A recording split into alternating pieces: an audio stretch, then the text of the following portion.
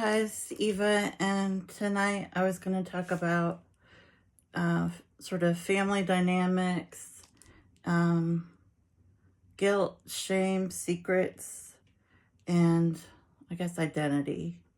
And then I was going to maybe bring in a couple books, one of them for sure, because it has a lot to do about the concept of truth-telling and sort of like rewriting history. And it's a famous book. It's 1984 by George Orwell. He actually wrote it in 1948 after, of course, the Second World War. He also served in Burma, so he had some PTSD from some of the experiences he had witnessed. And he wrote a whole book about that, actually. Burmese Days is one of the books he wrote about that. And I'm also probably going to talk about Lord of the Flies, which I think I mentioned in the previous video. And that's a novel where a whole group of, I guess they're like, well, they're anywhere from maybe 8 or 9 years old to all the way up to maybe 13 or 14 years old. And it's a group of British boys who their whatever transportation they were on, I think it was a plane, maybe it was a boat, I don't remember, but they all get stranded on this island, and they sort of, to survive, they make up kind of their own society, and then of course different characters represent, the sort of the good parts of us as human beings, and the sort of bestial parts of us, like the regular ego, and then the id, which is like the darker side of your humanity. And 1984 is more like what happens if in society everything was run after a certain period of time like a totalitarian government. So basically there's the proletariat, which is I guess the working class, and they have a lot more freedom. They can have normal relationships and sort of populate the planet. And then there's the workers. I mean, the step up is the political workers. I can't remember what they call them, but it's basically people have white collar jobs, and they all work in these different departments in the government, and their jobs are basically to rewrite history and promote propaganda, tell lies about what's happening to sort of keep people suppressed. So one of the things they do is they have these different wars that they're having supposedly with these different countries, but they're not really happening. And then they'll rotate the wars. So it's there's always a war somewhere. And this helps them be able to promote what they do to the people who it's just they get rid of the media.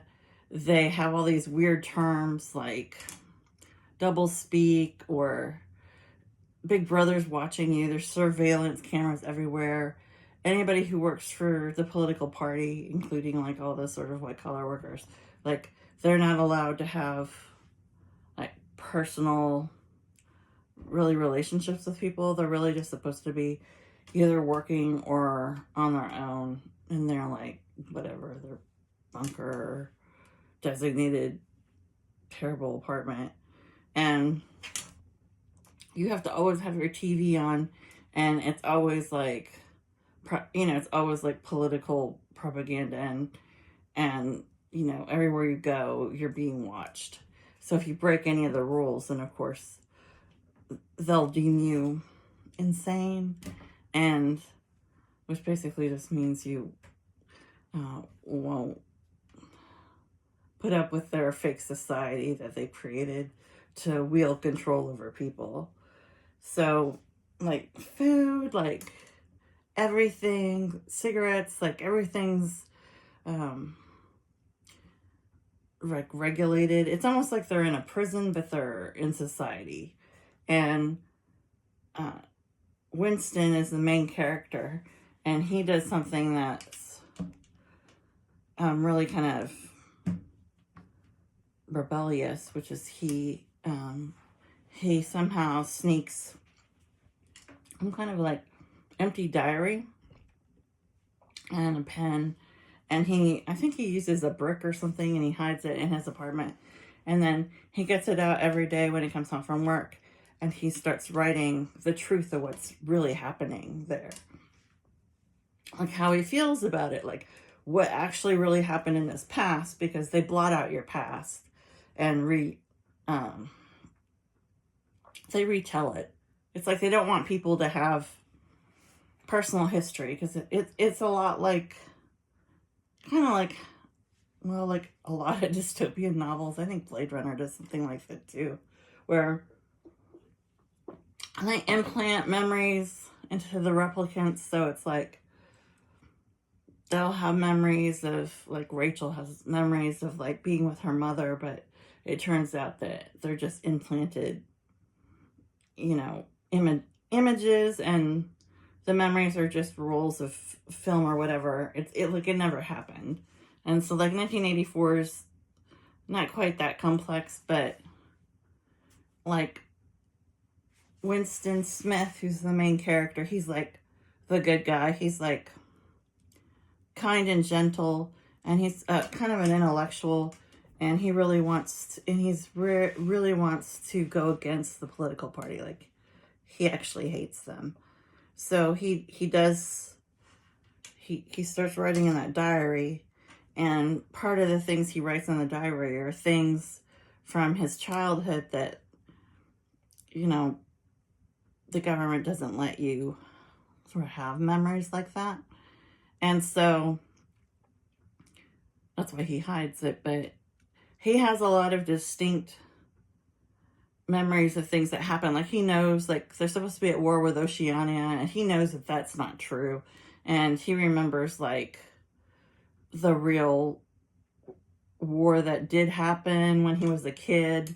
And he has a lot of tactile memories of like his mother and sister, I believe, they die at some point, like so that he can live. Like there's some kind of like, some soldiers or something give them the choice, the mom, like, either he can live or, but she can't, or, she has to give her life for him, basically.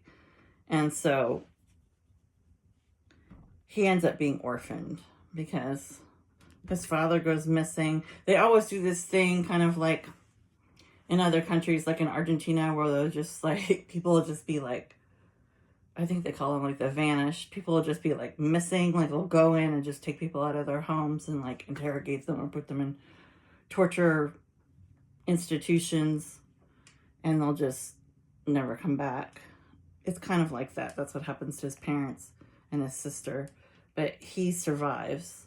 And one of the memories he writes down, actually, he doesn't have a lot of,